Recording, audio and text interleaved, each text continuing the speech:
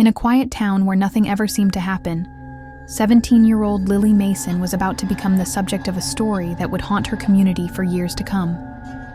Like many teenagers in small towns, Lily felt suffocated by the predictability of her daily life. The same faces, the same places, the same routines that seemed to stretch endlessly into the future. That's why, on a crisp autumn evening, Lily made a decision that would change everything. For the first time in her life, she was going to break the rules. She had been chatting online with someone who seemed to understand her completely. A truck driver who called himself Red Rig 42. He listened to her complaints about small-town life, shared stories of the open road, and made her feel seen in a way no one else had. "Just to talk," he'd said. "You seem like such an interesting person."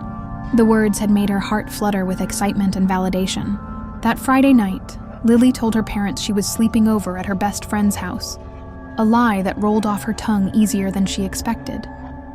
In her room, she transformed herself into the person she wanted to be. A crop top that showed just enough skin, a short skirt that made her feel daring, and carefully applied red lipstick that made her look older than her 17 years.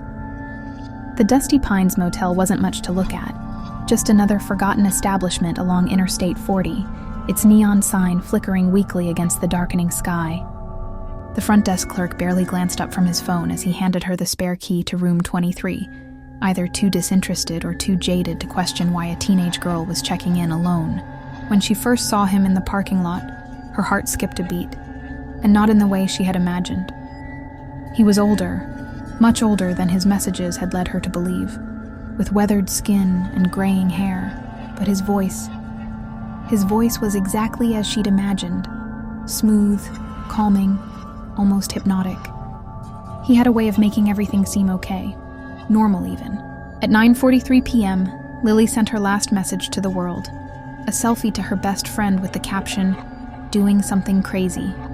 The security camera mounted above the motel's ice machine captured her walking into room 23 at 9:46 p.m., her shadow stretching long against the worn concrete. The next morning, room 23 told a story that still sends chills down the spines of local law enforcement.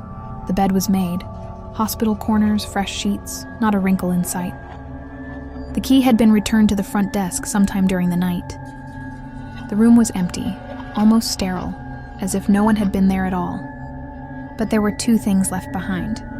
On the bathroom mirror, a perfect print of red lips, the same shade Lily had so carefully applied the night before. And under the pillow, tucked away like a secret waiting to be found, a Polaroid photograph. In it, Lily was smiling, her eyes bright with excitement or fear. It was hard to tell which.